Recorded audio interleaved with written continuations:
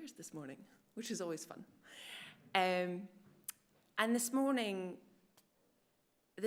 I want to think a little bit about Rahab. A little bit about Rahab and a little bit about welcoming strangers and a little bit about what it is to be less, and touching a bit on Rahab.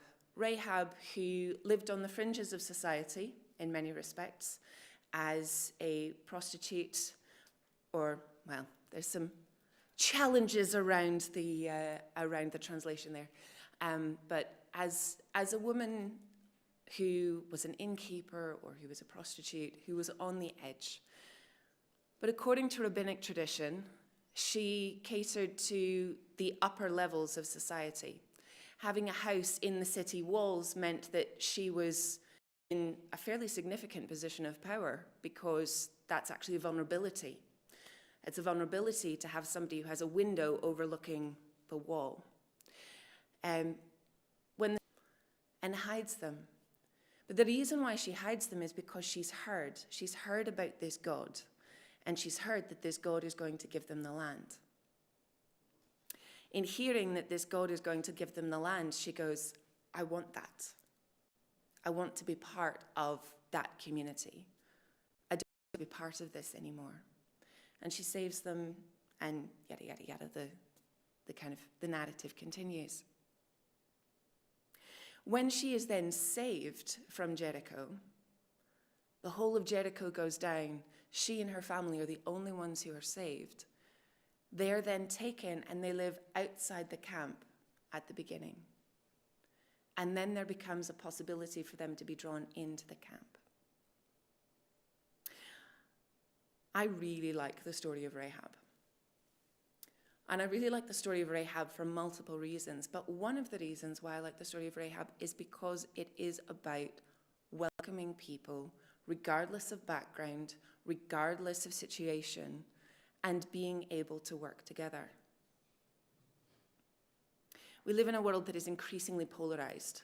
We live in a world that puts people at odds with each other, makes people suspicious of people who don't look the same, people who don't speak the same, people who don't believe the same. Last week I was teaching on the BA, teaching Major World Faiths. This week I'm teaching on the MA, teaching about having an opportunity to be able to build relationships, to be able to build friendships without prejudice. So I want you to take a minute just to reflect on maybe some. It's not been easy to interact with people who come from a different background.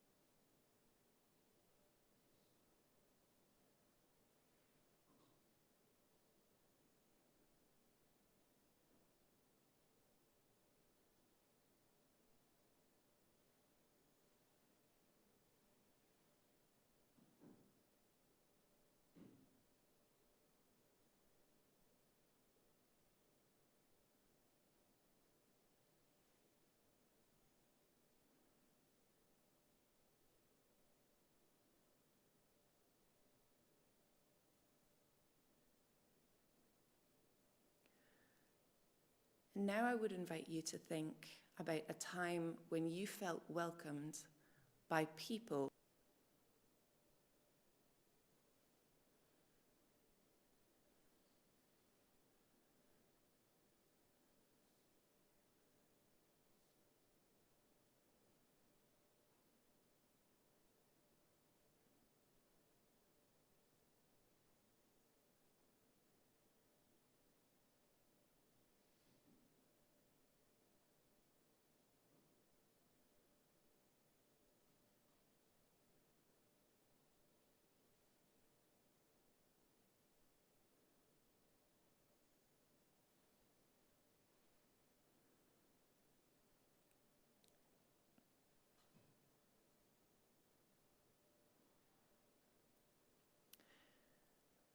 When we think about what it's like to be an outsider, or what it's like to be somebody who looks at others with an element of suspicion or an element of prejudice, I think sometimes we get the opportunity to be able to think about how vulnerable we can be, how easy it is to make mistakes, how easy it is to be blinded by prejudice of various types.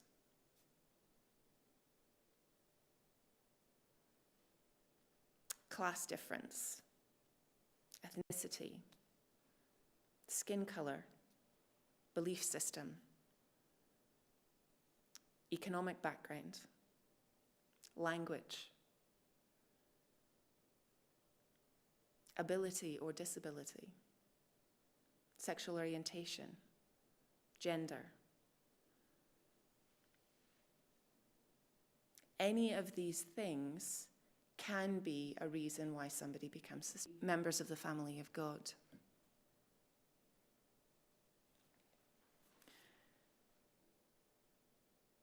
So I'm going to pray a short prayer that's labeled as against prejudice. And then I want to leave some space. Those of you who are online or those of you who are in the room can add your as well. Forgive me. Forgive us for each time we have talked about certain people as if we were superior. Forgive our cliques and groups and organizations and churches that look down on others and won't associate with them. Help us to forgive those who have looked down on us.